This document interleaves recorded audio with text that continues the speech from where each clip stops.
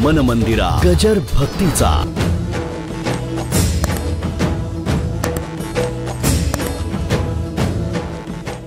आदी सर्व संतांनी भगवंताचे गुणगान गायले.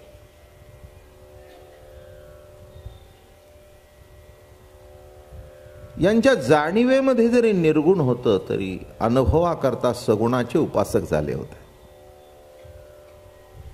आणि मला असं वाटतं की कोणते का तऱ्हेने होईना निर्गुण श्रेष्ठ का सगुण श्रेष्ठ हा वादच कशा करता, नाही का? निर्गुण उपासकाने म्हणायचं निर्गुण श्रेष्ठ, सगुण उपासकाने म्हणायचं सगुण श्रेष्ठ. वादाचा विषय आला कुठे? नवरा समोर असला तरी श्रेष्ठ आणि समोर नसला तरी श्रेष्ठच ना. नाही, एवढं तरी कळलं का नाही? दृश्य रूपाने समोर असला तरी श्रेष्ठच आणि अव्यक्त रूपाने कुठे बाहेरगावी गेला असला किंवा ऑफिसला गेला असला म्हणून काही कमी झाला का? उलट समोर असेल तर आहे ही निश्चिंती असते, जरा लांब गेला तर विरह जास्ती होतो. आहे म्हटल्यानंतर एवढं लक्ष नसतं, पण बाहेर गेल्यानंतर जेवणाच्या वेळेला आठवण होते, नीट जेवण मिळालं असेल का, जेवले असतील का. बरं का, घरामध्ये देहाने कृती करत असते पण विराहामध्ये मन सुद्धा त्याच्याशी एकाग्र झालेलं असतं. आणि ते मन एकाग्र करण्याकरता सगुण लागतच. अहो, मन निर्गुण आहे पण सगुणाचं चिंतन करतं म्हणून कुठेतरी कोणाच्या तरी मागे जातं, नाही का? असं आहे का की मन कुठे जातं? कुठे जात नाही. शब्द स्पर्श रूप रस गंध 5 विषय आहेत. 5 विषयापैकी ज्याला ज्या आवडेल त्या विषयाच्या मागे मन जातं. हे विसरू नका कधी. म्हणून ज्ञान्यांचा देव निर्गुण आहे हे सत्य आहे. भक्तांचा देव सगुणी आहे आणि भक्तांचा देव निर्गुणी आहे. एखादा जर ज्ञानी असता तो म्हणला असता गेला गेला तर गेला, उसमें क्या बड़ी बात है. हे त्यालाही आवडलं नसतं. एखादी जर बाई आपल्या नवऱ्याला म्हणाली तुम्ही बाहेर राहा कायमचे पण मी सतत तुमच्या चिंतनात असते, अवघड जाईल नाही आपल्याला ऐकायला सुद्धा, नाही का?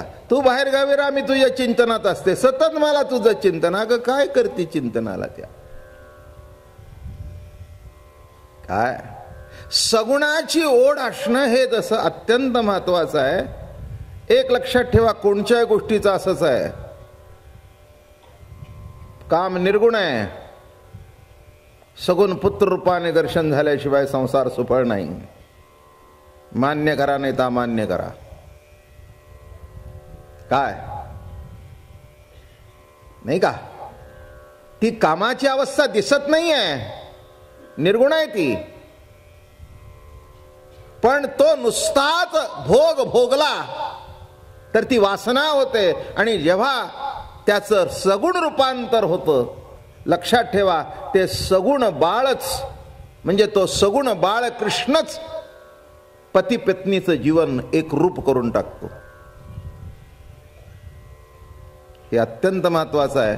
म्हणून सगुण हे श्रेष्ठच आहे, निर्गुण कमी नाही आहे.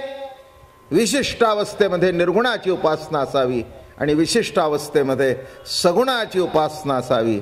ज्ञानेश्वरी वाचत असाल तर कळेल. जेव्हा भगवान म्हणतो की माझ्या आत्मस्वरूपाच्या ठिकाणी तू तुझं चित्त ठेव, अर्जुना तुझं चित्त माझ्या आत्मस्वरूपाच्या ठिकाणी पाहिजे. पण ही बोलताना ओळी कशी म्हटली माहितीये का? तो रथावर बसलेला आहे सगुण आणि म्हणतो का म्हणून माझा आत्मा याचा भाव. म्हणजे काय? म्हणून मज आत्मयाच्या ठिकाणी अर्जुना तू तुझा भाव ठेव. मग आता इथे आत्मा सगुणच झाला ना. मज आत्मयाचा भाव म्हणजे काय? काय मज आत्मयाचा भाव म्हणजे काय? म्हणजे काही नाही. इथे आत्मा हा सगुण साकारून सांगतोय की मज आत्म्याच्या ठिकाणी भाव ठेव. म्हणून लक्षात ठेवा की कृष्ण चरित्र ही संपूर्ण सगुण लीला आहे. भगवंताचं गुण लीला. अलग लक्षात. कॅलेंडरातलं बाळ निराळं आणि मांडीवरचं निराळं. कॅलेंडरकडे बघून इच्छा करता येते आणि मांडीवर आल्यानंतर इच्छेची परिपूर्तता होते. बरं का? तसं निर्गुण हे जाणीवे करता ठीक आहे, पण सगुणामध्ये परिपूर्तता आहे. आणि म्हणून विषय आपल्या पुढे मांडला होता की प्रेमिकांचा मार्ग केवळ कर्मप्रधान नाही आहे. कर्म करत असताना जेव्हा त्याच्यामध्ये आपुलकी निर्माण होते, प्रेम निर्माण होते, तेव्हा ते कर्म भक्ती होतं. हा एक मुद्दा लक्षात घ्या बरं का. कर्मामध्ये प्रेम असल्याशिवाय त्या कर्माचं रूपांतर भक्तीत होऊ शकत नाही.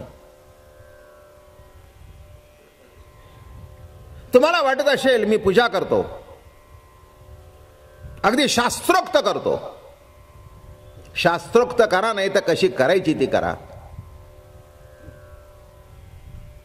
काय प्रेम नसेल तर ते कर्मकांडच आहे. जसं पैसे देऊन पुजारी ठेवला,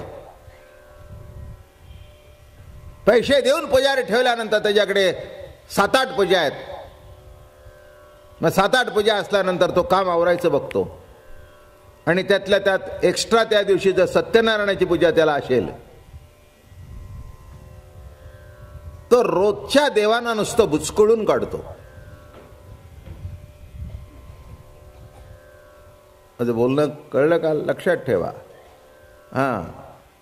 तसं त्या कर्मामध्ये जेव्हा प्रेम येतं, म्हणून काय म्हटलं मी, प्रेमिकांचा मार्ग हा केवळ कर्मप्रधान नाही आहे. विशिष्ट ठिकाणी कर्म हे बरोबर आहे, ते कर्म त्या पद्धतीने घडावं लागतं. पण जिथे असायला पाहिजे तिथे ते कर्म असूच नाही. कर्म मागे पडावं आणि त्या कर्माला भक्ती नाव यावं.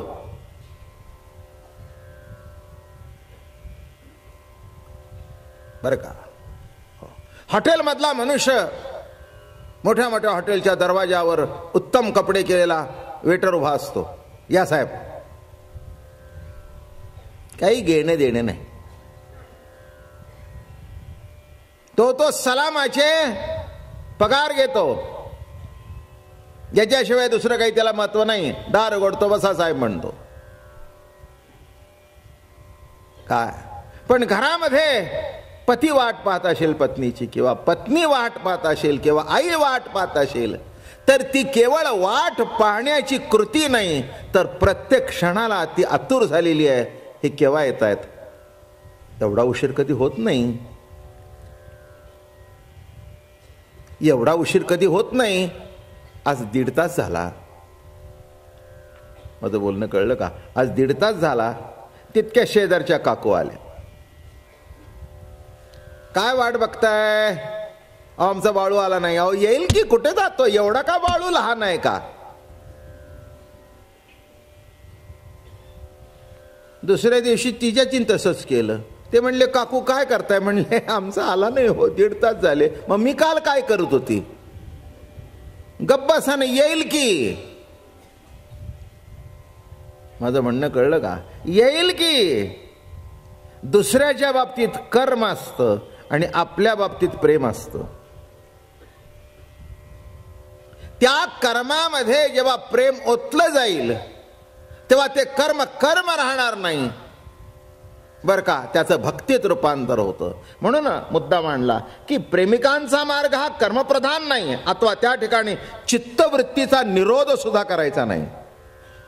माझं हे जरा निराळं प्रवचन वाटेल तुम्हाला, वाटण्यासारखंच आहे. कृष्णचरित्र आहे.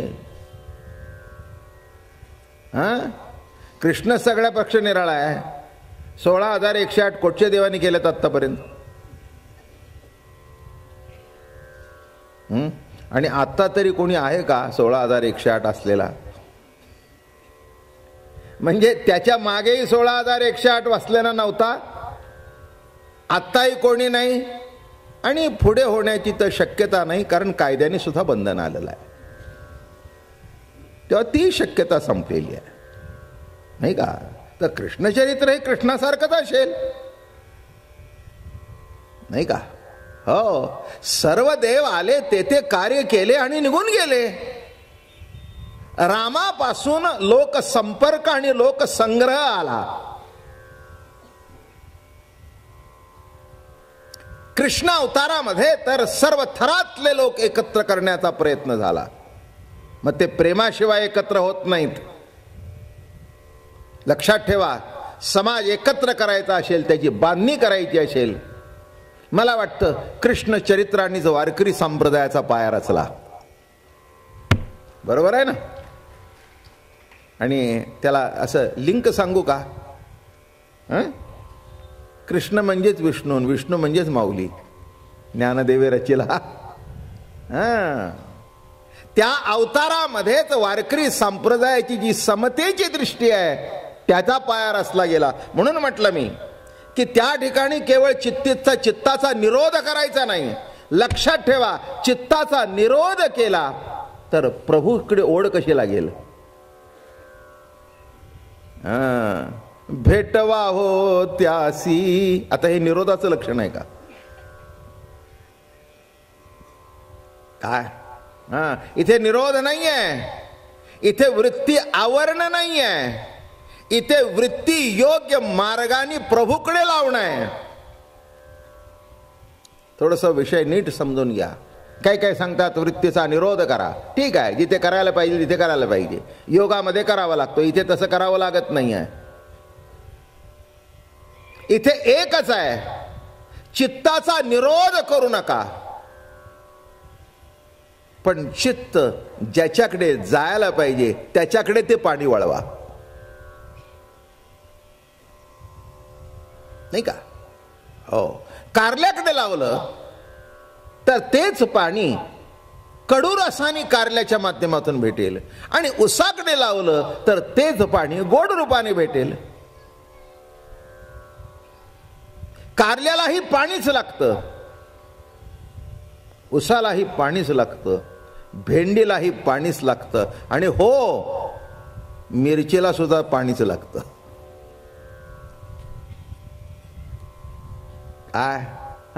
काय गंमत आहे? पाणी तेच एकातून तिखट रूपाने प्रकट होते. हाच तर सत्तेचा विलास आहे, हीच तर सत्तेची लीला आहे. म्हणून लक्षात ठेवा, इथे केवळ निरोध नाही, प्रत्येक कर्मातून कृष्ण दर्शन घेऊन त्याच्याशी एकरूप होणं ही रासलीला आहे, नाही का? ही भोग लीला नाही आहे, काम निरोध लीला आहे. पण निरोध कशाचा? लक्षात ठेवा, जी आपली वृत्ती अशी आहे, विकार अधीन झालेली आहे, ती विकाराधीन न होता त्या वृत्तीला त्याच्यामधून प्रेम रूपाने एकरूप करायचं प्रभूशी. पुढचा एक भाग असा आहे की काही मंडळी असं म्हणतात, तत्त्वम. हा एक भाग आहे. म्हणजे आपल्याला माहिती आहे, मागे आपल्याला सांगितलंय, पण लक्षात असेल नसेल. 4 वेदाची 4 महावाक्य आहेत. अयमात्मा ब्रह्म, प्रज्ञानाम ब्रह्म, तत्त्वमस्यादीन अहम ब्रह्मास्मि. तर ज्ञानमार्गी जी माणसं आहेत, वेदांत अधिष्ठित आहेत, ते काय म्हणतात? तत् आहे ते त्वम व्हावं, तत्त्वम असी. ते जे तत्व आहे ते तू आहेस हे गुरु सांगतात. आणि गुरु सांगितल्यानंतर हा म्हणतो, मी काय सांगतोय नीट लक्षात आलं का? तुम्ही म्हणाल, बाबा महाराज काय सांगतायत? मी तुम्हाला रासक्रीडा सांगतोय, पण ती फार निराळ्या तऱ्हेने सांगतोय, बरं का? त्वम असी इथे जर थांबला तर रस कुठून आणि रास कुठून? काय सांगतं? तत्त्वम असी, ते तत्व तू आहेस. झालं. आता ते तत्व गुरु सांगतात. बघा, मागेही सांगितले, पुन्हा सांगतो. गुरु काय सांगतात? वेदाची 4 महावाक्य. 4 महावाक्यामध्ये हे एक प्रख्यात वाक्य, सर्वश्रेष्ठ असं वाक्य. काय कळलं का रे बाबा? तू कोण आहेस? तत्त्वम असी, ते तत्व तू आहेस. मग शिष्य म्हणतो, होय महाराज, आपण म्हणता ते बरोबर आहे. अहम ब्रह्मास्मी, ते तत्व मी आहे. शब्दाची भाषा कळली? ते तत्व तू आहेस. हा बघा, आता व्यवहार सांगतो. का रे, हे घड्याळ तुझं आहे का? हो, माझं आहे. काय भाषा बदलली? हे घड्याळ कोणाचं? हे तुझं आहे का रे? नाही, माझं आहे. हा, ते तत्व तू आहेस. हो महाराज, बरोबर आहे, ते तत्व मी आहे. अहम ब्रह्मास्मी.